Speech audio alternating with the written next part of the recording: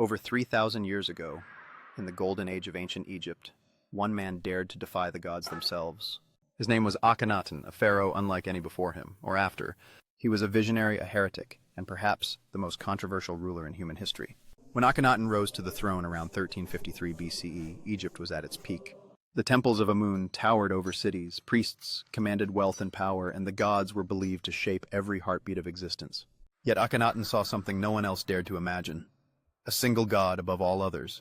He rejected centuries of tradition, turned his back on the mighty temples, and proclaimed a radical new truth. There was only one god, the Aten, the radiant disk of the sun.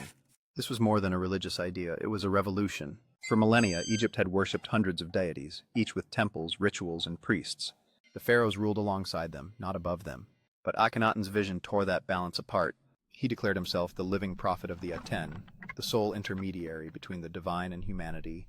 The old gods were erased from inscriptions, their names chiseled out of monuments, their temples left to decay in silence. The scale of his ambition was staggering. He abandoned Thebes, the ancient capital, and built an entirely new city in the desert, Akhenaten, the horizon of the Aten. It rose from the sand in just a few years, filled with palaces, wide boulevards, and temples open to the sky. There were no dark sanctuaries, no hidden idols, only sunlight.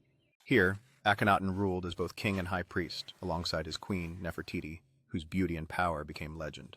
Together, they presided over a world transformed by faith and light. Yet beneath the brilliance of the Aten's rays, shadows grew. The people of Egypt did not share their pharaoh's devotion. Farmers, artisans, and scribes had always prayed to many gods, to Isis for protection, to Osiris for rebirth, to Thoth for wisdom. Akhenaten's monotheism shattered their spiritual foundation.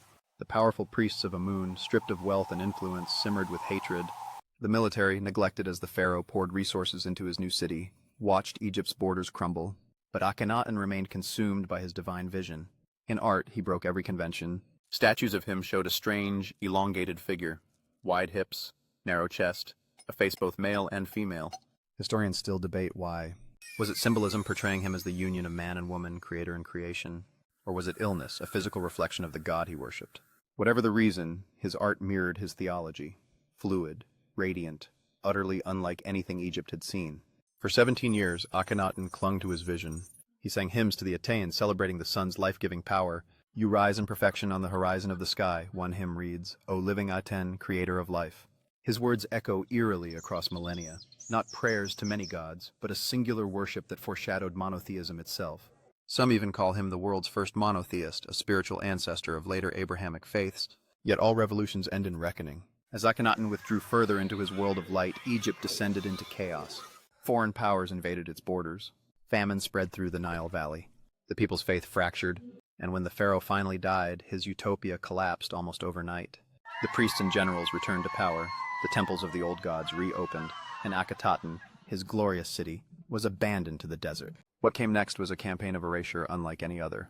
Akhenaten's name was chiseled out of inscriptions, his monuments destroyed, his memory cursed. Even his body vanished from history, his tomb found desecrated and empty.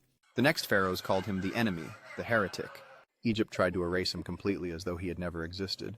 Yet history has a way of resurrecting its ghosts. Centuries later, archaeologists uncovered the ruins of Akhenaten, its palaces, its sun temples, its shattered statues. What they found was astonishing, a glimpse into a forgotten moment when one man's vision nearly changed the spiritual course of humanity. Akhenaten's dream was short-lived, but its echo endures.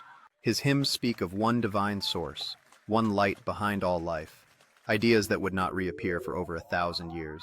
Perhaps he was a fanatic, perhaps a prophet ahead of his time, but his courage to defy the gods, to think differently in a world bound by tradition, makes him one of the most extraordinary figures in human history.